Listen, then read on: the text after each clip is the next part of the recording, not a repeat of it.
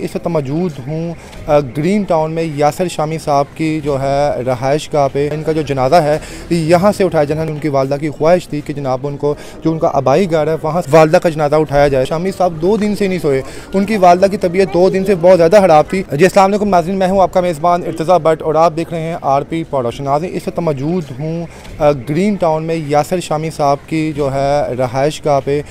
Defence से लोग यहाँ पे शिफ्ट हुए हैं और इस वक्त यहाँ पे जो है इनका जो जनाजा है यहाँ से उठाया जाना, इनकी वालदा का अल्लाह पाक इनकी वालदा के जन्नतुल फिरदौस में जगह अता फरमाए। इससे पहले हम जनाब जो यासिर शामी साहब की जो मौजूदा रहाइश गाह है वो डिफेंस के J ब्लॉक में है, लेकिन उनकी वालदा की ख्वाहिश थी कि जनाब उनको जो उनका आबाई घर है वहाँ से जनाब उनके जनाब वालदा का जनाजा उठाया जाए। तो इस वक्त आप देख सकते हैं कि यासिर शामी साहब की रहाइश गाह के बिल्कुल बाहर जनाब उनके चाहने वाले अजीज़ और कारब दोस्त और रिश्तेदार मौजूद हैं और यासिर शामी साहब बिल्कुल कम से नडहाल हैं, क्योंकि शामी साहब अपनी वालदा से बेइंतहा मोहब्बत करते थे। शामी साहब ने हर जगह पे हर प्लेटफॉर्म पे अपनी कामयाबी का राज जो था अपनी वालदा को बताया कि मेरी वालदा की दुआओं की वजह से आज यासिर जो है यासिर शामी बना है। और यासिर शामी साहब डिजिटल के बादशाह हैं जनाब। उन्होंने पाकिस्तान में डिजिटल मुतारिफ़ करवाया और जब उन्होंने आज से 9 साल पहले जब वो इस फील्ड में आए तो लोग उनको बड़े ताने भी देते थे, यार तुम किस फील्ड में आ गए हो। लेकिन शामी साहब ने अपनी मेहनत और लगन की वजह से जनाब अपना एक नाम बनाया है। और आज जितने भी लोग जो डिजिटल के हैं अगर इस फील्ड में कुछ कमा रहे हैं तो अल्लाह की ज़ात के बाद यासिर शामी साहब का मरहूने मिन्नत है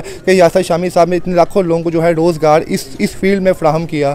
तो आज हमारी यासिर शामी साहब अभी भी जो है गम में हैं जनाब। उनको अपनी वालदा से बहुत ज़्यादा अटैच थे और रात को जब उनकी वालदा का इनके हाथों में ही जब आज सुबह जब इनका डेथ हुआ तो उस टाइम शामी साहब मौके पर मौजूद थे। जो इनके करीबी दोस्त और घर के मेंबर हैं उन्होंने बताया कि शामी साहब 2 दिन से नहीं सोए, उनकी वालदा की तबीयत 2 दिन से बहुत ज़्यादा ख़राब थी। और शामी साहब जनाब अपनी वालदा से मोहब्बत में जनाब जो थे पूरा टाइम उनके साथ पूरा वक्त उनके साथ गुजारते थे। और यही वजह है कि आपने इनको देखा होगा कि यासिर शामी साहब बहुत कम आपको फील्ड में नज़र आए होंगे इस पिछले 1-2 महीनों से। वो जो भी करते थे अपना यूनिक स्टूडियो बनाया हुआ था वहीं पे करते थे। तो आज हम स्पेशल यहाँ पे आए हैं ताकि हम यासिर शामी साहब के दुख में बराबर के शरीक हैं, क्योंकि हम एक तो एक डिजिटल के बंदे हैं और दूसरा शामी साहब बहुत ही मोहब्बत करने वाली शख्सियत है यासिर साहब। और उनकी वजह से ही जनाब लाखों लोगों को चेहरे पर मुस्कुराहटें जो हैं आती हैं। तो आज अभी हम यासिर साहब से बात भी थोड़ी करते हैं कि इस मुश्किल वक्त में बताएँ कि उनकी वालदा के जाने के बाद कितना बड़ा लॉस है। उनके माँ जो होती है वो फ़कीर की हो या बादशाह की हो, माँ से बड़ा दुनिया में कोई अनमोल रिश्ता नहीं है। माँ ही होती है जो जनाब आपके दुख सुख की साथी होती है। और यासिर शामी साहब जब कभी भी अपने किसी भी स्टूडियो या प्लेटफॉर्म पे आते थे तो सबसे पहले जनाब अपनी वालदा के पास आते थे और अपने दिन का आगाज़ अपनी वालदा की शक्ल देख के करते थे और अपने दिन का जो एहतमाम है वो भी अपनी वालदा को देख के करते थे।